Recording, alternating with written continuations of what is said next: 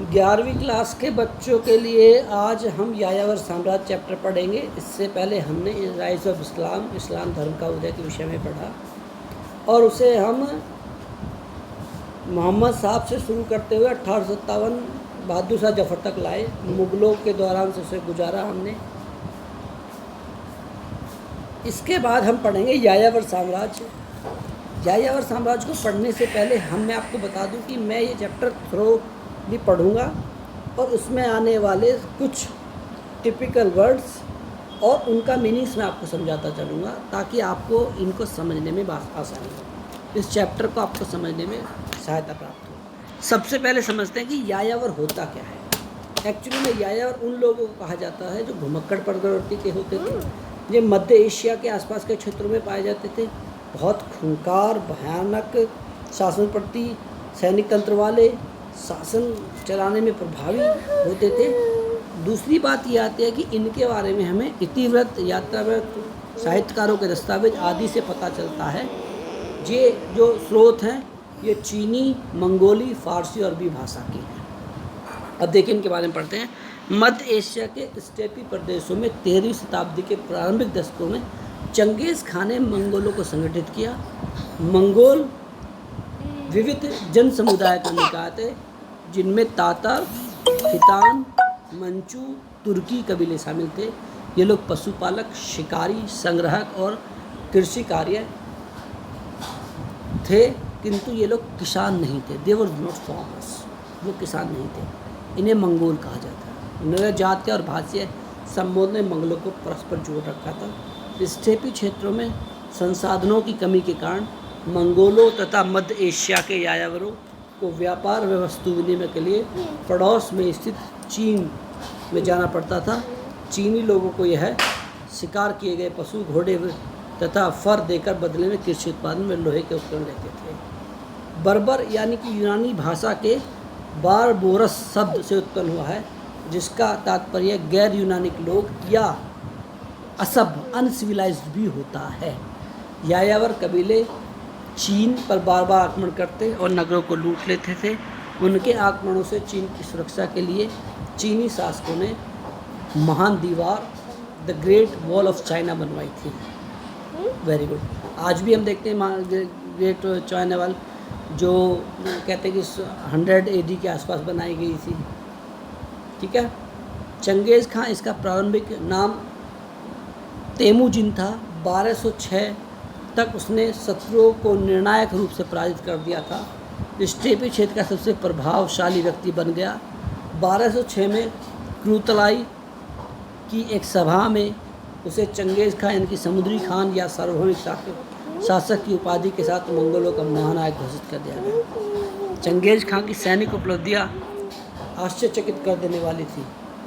कुशल घुड़सवारी ने उसकी सेना को गति प्रदान की। घोड़े पर सवार होकर तीरंदाजी का कौशल अद्भुत था।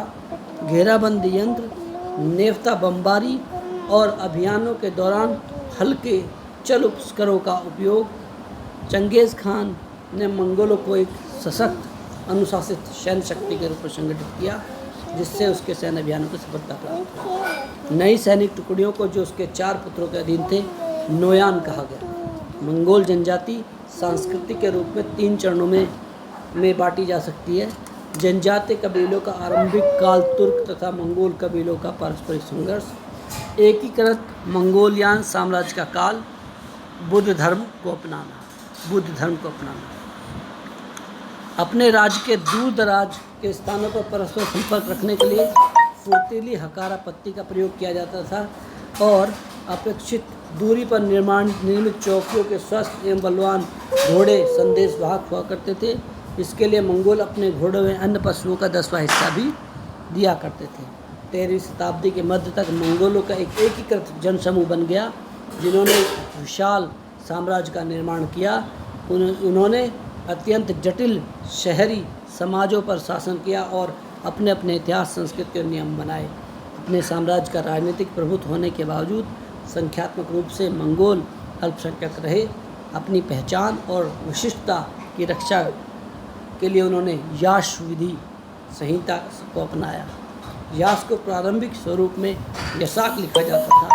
से चंगेज खान ने सन 1206 में क्रुतलाई में लागू किया था। इसका अर्थ था विधि, अज्ञप्ति या आदेश। इसे प्रशासनिक नियम थे जैसे आखेट, सैन्य और डाक व्यवस्था का संगठन। मंगोलों के पतन के मौलिक कारण थे उनकी संख्या बहुत कम थी और वे कम सभ्य भी थे। आपसे विरोध और अपनी सत्ता के विविध देशों की सत्ता पर नहीं जाना, मंगोलों द्वारा अन्य धर्मों को अपनाया जाना। यायावर साम्राज्य की अवधारणा विरोधात्मक प्रतीत हो सकती है। एक और यायावर लोग घुमक्कड़ थे, दूसरी ओर साम्राज्य शब्द भौतिक अवस्थितियों को दर्शाता है, यानी कि ये निश्चित साम्राज्य नहीं बना पाते थे क्योंकि इनकी प्रवृत्ति घूमने की थी, राज्यों को जीतते लूटते चले जाते। मुस्लिम साम्राज्य के पतन के साथ साथ मध्य एशिया के स्टेट प्रदेशों में एक नई राजनीतिक शक्ति का जो है उसका नाम था चंगेज़ खान ने मंगोलों को संगठित किया। चंगेज़ खान का जन्म 1162 ईस्वी में आधुनिक मंगोलिया के उत्तरी भाग में ओनान नदी के पास हुआ। उसका प्रारंभिक नाम तेमुजिन, पिता का नाम येसुदो था, ओलू इकुइन उसकी माता थी और बोरेट उसकी पत्नी का नाम था।